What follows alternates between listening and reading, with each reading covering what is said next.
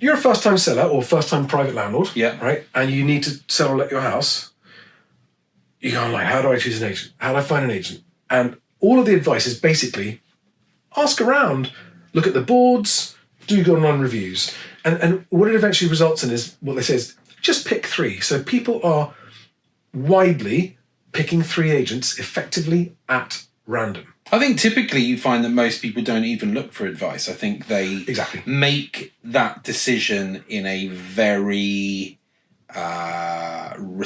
reactive way. And it is literally like who at dinner with their friends the other night said that they'd use such and such, or who's got the most boards on their street, or who happens to put a flyer through your door on or just after the day you've decided that you're going to sell or let, you know. So if you, or worst case scenario, who offers you the cheapest fee? Yeah.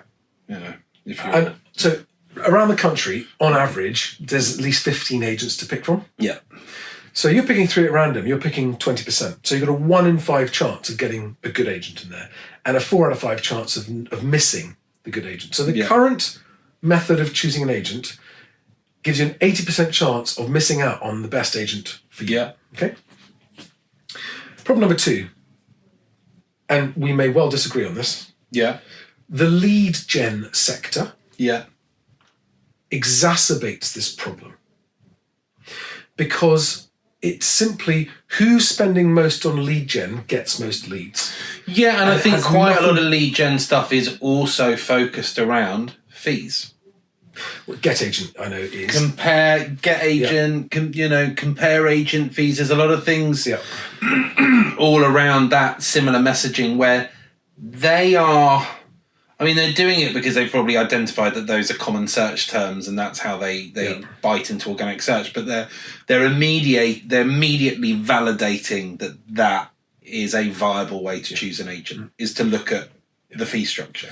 And then you've got automated valuation tools of one kind or another, which are tricking people into giving their details when they think they're going to get an actual usable valuation, which they don't. Yeah, yeah. And those with the loudest carpet bombing of leaflets and flyers. So if you ask any ordinary person to name 5 agents, they couldn't.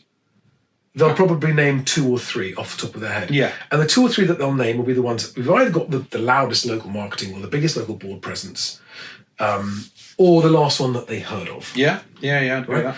So what I've learnt is that when you are selling or letting your house, no decision makes a bigger impact than your choice of agent, right?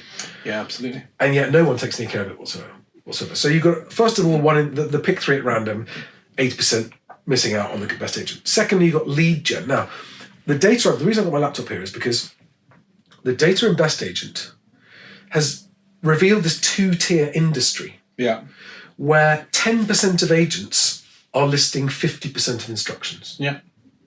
And 90% of agents are listing the other 50%, which means the top 10% are listing 10 times the number of properties than the other ones, which, as a mover, I'm like, not 10 times better. Their performance isn't 10 times better than the rest of them. No. And yet that's where people are just being siphoned into this giant funnel of lead gen that's paid for by and it's that old attitude, right, that more stock breeds more listings. More listings breed more listings. Which I've never quite understood myself. No. From a client perspective, like, why would you want to be one of 1,000 properties rather than one of 20? Well, exactly. I mean, I think it's that, well, if everyone else is doing it, it must be good. I know, but yeah. You know? So, and then of course, first-time sellers or landlords, even when they are sitting down with the 3 agents that they've picked somehow, don't really know what they're looking for, what to ask. I mean, I think obviously sellers and landlords are very different. I think with what we've seen over nearly 20 years with landlords is we see 2 journeys with a landlord.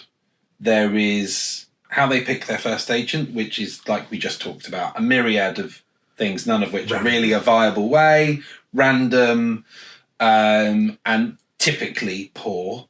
But as we all know, there's lots of mediocre to poor letting and sales agents out there who still deliver results for their clients. Not amazing results and not amazing journey, but they sell or let the property, you know. And in lettings, you know, you can be you can just about do the bare minimum with compliance, and you don't have to be that sharp on even with not particularly great referencing, you still probably won't run into problems too often.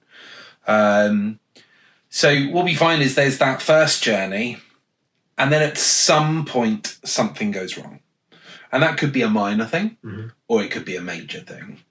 Typically it's a major thing. Typically it's a compliance issue or deposit registration or licensing, or the tenant goes into arrears, or, whatever it is. And that is the point where, the Wizard of Oz's curtain is drawn back. And that's where all of a sudden the landlord gets to see everything their agent hasn't been doing, rather than, they found me a tenant and they pay me rent. And for a while now, we've called ourselves a landlord's first choice second agent. Right. Because what we find is we don't typically tend to get a look in first time round, because we do no flyer dropping, we don't do agency boards, we do very little brand marketing at all. So we don't tend to get a look in at that first point. But when things go wrong, that whole psychology literally gets turned on its head. Now they don't care how big you are, how many offices you are, how many boards you have, how cheap you are. Do you have branded vehicles flying all over the city? Are you in the local luxury property magazine? All of that goes out the window. And now they look at, what professional memberships do you have? What are your reviews? What are your awards? What are the case studies? What can they find on your website? Are you transparent about how you do things? Are you transparent about your fees? And all this sort of stuff. And it, like I said, literally turns on its head. And we find that those landlords that approach us when things go wrong, we will usually be either the only agent they've narrowed it down to, or we will be one of two or three, and we will recognise the other agents, and we will all be agents of a similar stature and performance and standard.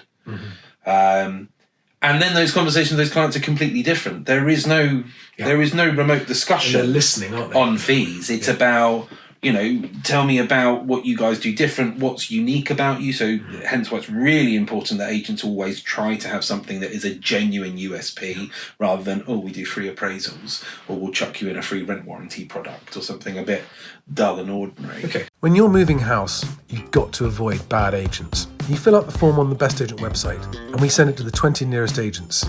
You get to see the human being, Best Agent. You've got nothing to lose, everything to gain.